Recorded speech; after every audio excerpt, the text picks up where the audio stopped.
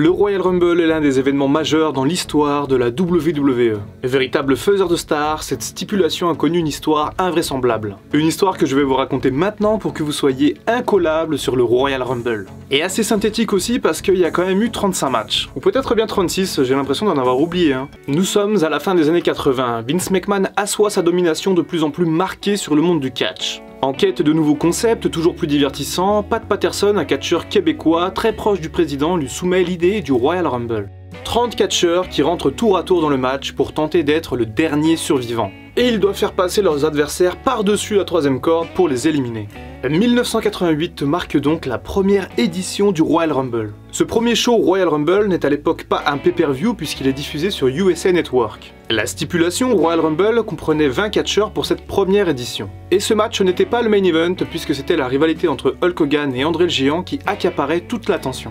Et tiens, savez-vous qui est le premier participant de l'histoire à un Royal Rumble? Eh bien, il s'agit du Hitman Bret Hart qui à l'époque luttait en équipe, il a démarré ce Rumble avec une autre légende, Tito Santana. Concernant le premier vainqueur, il s'agit de Hacksaw Jim Duggan, un lutteur extrêmement apprécié par les fans à l'époque. Et qu'est-ce qu'il a gagné d'autre du coup à part le Royal Rumble? Eh bah rien. En 1989 se tient la deuxième édition du Royal Rumble. Cette fois-ci c'est en pay-per-view et la bataille royale clôture la soirée et le casting est plutôt intéressant. André le Géant, Hulk Hogan, Randy Savage, Mr Perfect, Shawn Michaels ou encore Jake the Snake, beaucoup de gros noms pour ce match. Et cette édition marque notamment le début des tensions entre les Mega Powers, Hulk Hogan et Randy Savage, et la victoire finale de Big John Studd. Et lui non plus n'a gagné ni de titre ni de place en main event. 1990 et 91 marquent l'hégémonie du Hulkster Hulk Hogan. Il entre dans la première édition en tant que champion et gagne le match en 91 pour aller affronter le Sergent Slaughter à WrestleMania. Mais 1992 a marqué un véritable tournant dans l'histoire du Royal Rumble. Historiquement élu la meilleure édition de l'histoire, la construction de ce match a été tout bonnement fantastique. 92 est la dernière année où les anciennes gloires brillent dans ce qu'on appelait alors la WWF. La dernière année avant un changement d'air majeur lié notamment au fameux procès des stéroïdes. Le Nature Boy Ric Flair, alors fraîchement arrivé chez Vince McMahon, se définit comme étant le véritable champion du monde de catch. Il avait en effet porté fièrement le titre de champion du monde poids lourd à la WCW. Il s'entoure du manager et commentateur Bobby Heenan ainsi que du jeune catcheur Mr Perfect. Et Ric Flair brille dans ce Rumble au véritable casting de rêve. Il remporte cette édition 92 et le titre de champion du monde par la même occasion. La porte était alors grande ouverte pour un match épique contre Hulk Hogan à WrestleMania 8 qui n'aura finalement jamais lieu car aucun ne voulait perdre. 1993 est une année plutôt difficile pour la compagnie de Vince McMahon puisqu'elle est en pleine transition au niveau de son roster. Cette année-là, Vince McMahon décide de miser sur Yokozuna, un monstre de puissance pour incarner le challenger parfait. Il parvient à éliminer le Macho Man Randy Savage pour gagner un Royal Rumble 93, loin d'être excitant. En 94, nous sommes dans l'ère de la nouvelle génération. Les superstars d'hier sont partis au profit des jeunes talents de l'époque. Et cette année-là, c'est Bret Hart et Lex Luger qui remportent tous les deux le match. Ils tombent exactement au même moment, entraînant un joyeux bordel pour WrestleMania 10. A noter que plus tôt dans la soirée, Bret Hart avait été trahi par son frère Owen, ce qui a conduit au meilleur match d'ouverture de l'histoire à WrestleMania 10. Bret Hart qui luttera même 2 fois ce soir-là puisqu'il ira chercher la ceinture des mains de Yokozuna qui lui avait prise un an auparavant, la boucle est bouclée. 1995 propose un Royal Rumble un petit peu à l'image de son année, c'est-à-dire dépourvu de stars. Et les favoris de la foule étaient à l'époque remplacés petit à petit par des catcheurs avec des gimmicks toujours plus improbables les unes que les autres. Et pourtant cette année-là, Pamela Anderson, la star de Baywatch, Alerte à Malibu, est au bord du ring pour couronner le vainqueur. Un seul nom semble pouvoir gagner cette année-là et il s'agit de Shawn Michaels. Jusqu'alors cantonné au milieu de carte et au titre intercontinental, le Royal Rumble 95 a permis au Heartbreak Kid de rentrer dans la cour des grands. Et une polémique entoure ce match puisque Michael tombe par-dessus la troisième corde et l'un de ses 2 pieds touche le sol. Il finit par remonter au ring et élimine le British Bulldog qui pensait avoir gagné. Depuis, il est bien précisé que les 2 pieds doivent toucher le sol pour être éliminés d'un match. A noter que Michaels et le Bulldog étaient également les 2 premiers participants à entrer dans ce match. Mais l'histoire est parfaitement racontée puisque un an plus tard, en 96, le Heartbreak Kid réalise le doublé en remportant à nouveau le Royal Rumble. Mais cette fois-ci, le scénario est différent. Michaels était proche de prendre sa retraite dans un angle mis en scène suite à une bagarre réelle dans un bar. Vince McMahon a fait monter le suspense jusqu'au bout pour qu'au final Michaels participe au match et remporte à nouveau le Rumble dans une explosion de joie. Il a notamment éliminé Yokozuna et le féroce nouvel arrivant Vader dans ce match. Le destin de Michaels était tracé et il allait se diriger vers WrestleMania 12 pour affronter le champion Bret Hart. Un point amusant concernant 96 puisque Stone Cold Steve Austin luttait à l'époque sous la gimmick de Ringmaster et il a été éliminé accidentellement durant ce match. Lors d'une projection, il devait se rattraper aux cordes, mais ses mains ont glissé à cause d'une huile pour le corps et il a perdu de précieuses minutes dans ce match. Nouveau basculement en 97 avec un sentiment de folie dans les rings, l'Attitude Era pointe le bout de son nez. Et un homme symbolise cette période, Stone Cold Steve Austin.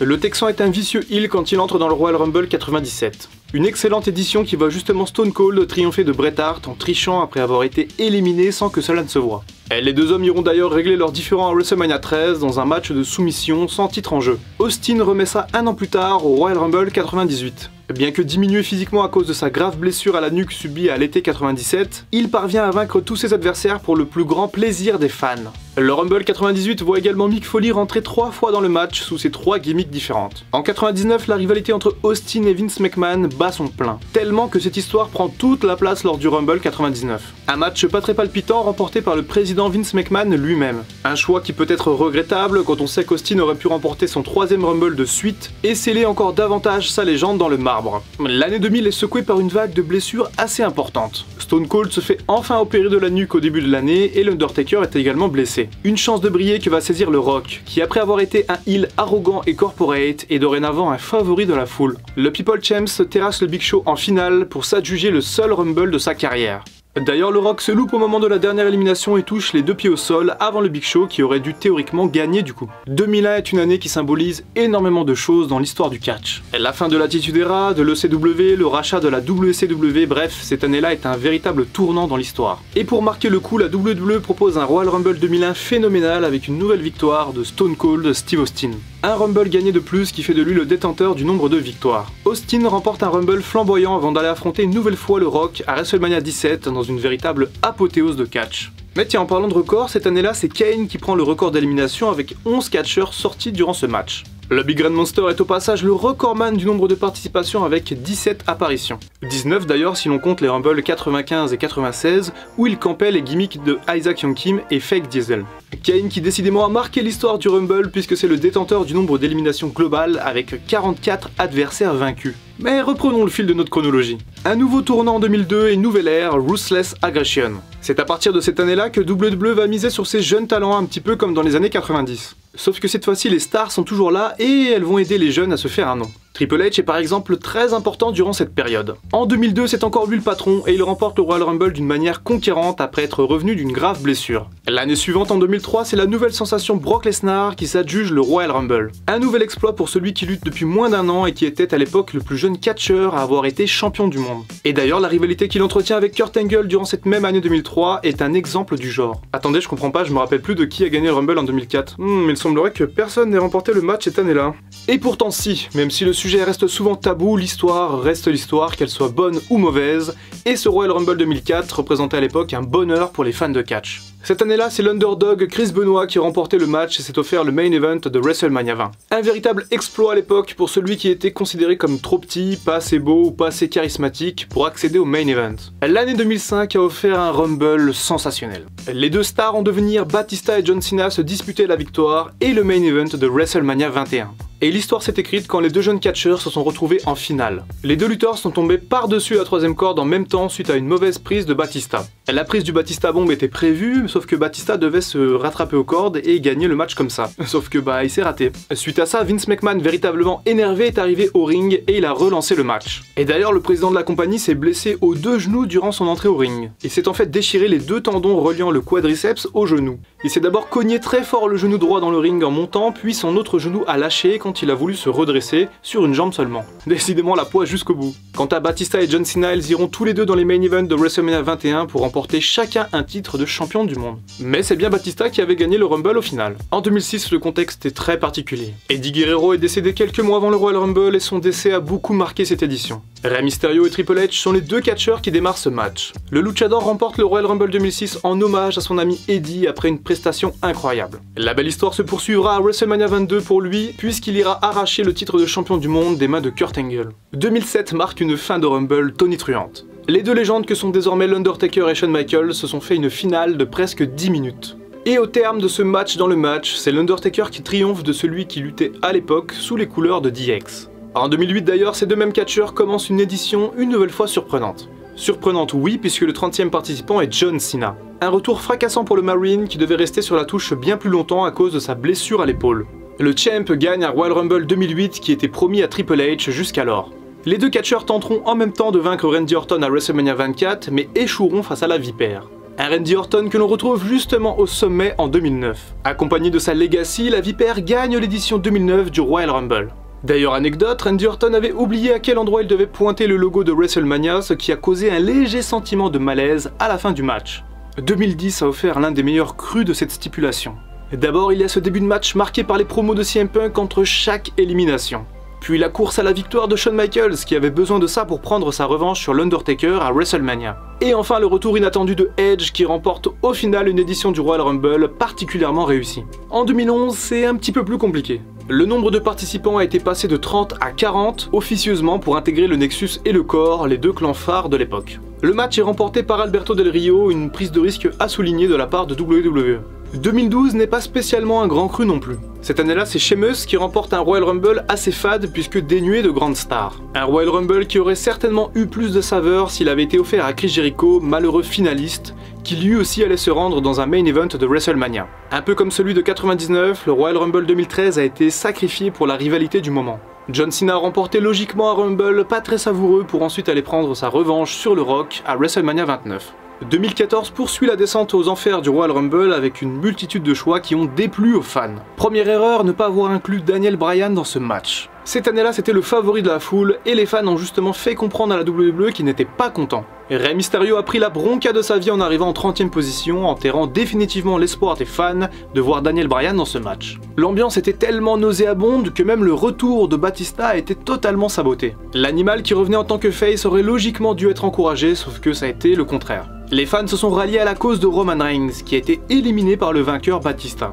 Une pilule qui a eu du mal à passer et qui a modifié drastiquement les plans de WrestleMania 30. Batista remportant au passage son deuxième Royal Rumble et en arrivant chaque fois à la 28e position. Le dernier point de cette série noire a eu lieu en 2015. Cette année-là, les choix ont été encore une fois pas très compréhensibles de la part de la compagnie. Daniel Bryan, toujours au sommet de sa popularité, a été éliminé très rapidement, provoquant l'indignation d'une foule qui allait à nouveau saboter le match. Un match que Roman Reigns remporte en établissant un nouveau record d'élimination avec 12 adversaires vaincus. À moins que ce soit en 2014 qu'il ait eu ce record-là, je devrais peut-être arrêter de compter sur ma vieille mémoire. Toujours est-il que la WWE a fait appel à Dwayne Johnson, le cousin de Reigns, pour valider sa victoire auprès du public. Sauf que ça n'a pas marché du tout. Au contraire, le Rock a été sifflé pour la première fois depuis de longues années et ça a dû lui faire bizarre. Mais dès lors, la WWE va vraiment commencer à écouter les fans pour la construction des prochains Royal Rumble et ça va marcher plutôt bien. 2016 par exemple marque un nouveau tournant dans l'histoire du Royal Rumble. Roman Reigns est le champion de la WWE et il doit défendre son titre lors du match en rentrant en première position. Et après une lutte épique, c'est Triple H qui remporte le Graal après avoir éliminé Roman Reigns et son compère Dean Ambrose en finale. Et le titre n'avait plus été remis en jeu dans un Royal Rumble depuis l'édition de 92 remportée par Ric Flair. La victoire de Triple H dans ce match unique était un plan de secours puisque les officiels voulaient voir Seth Rollins et Roman Reigns s'affronter pour le titre lors de WrestleMania 32. La grave blessure de Seth Rollins au genou avait alors compromis ce plan. En 2017, les part-timers sont de sortie. Brock Lesnar, Bill Goldberg et l'Undertaker rentrent dans ce match très épique. Et contre toute attente, c'est Randy Orton qui s'offre sa deuxième victoire pour aller défier Bray Wyatt, son mentor, à WrestleMania 33.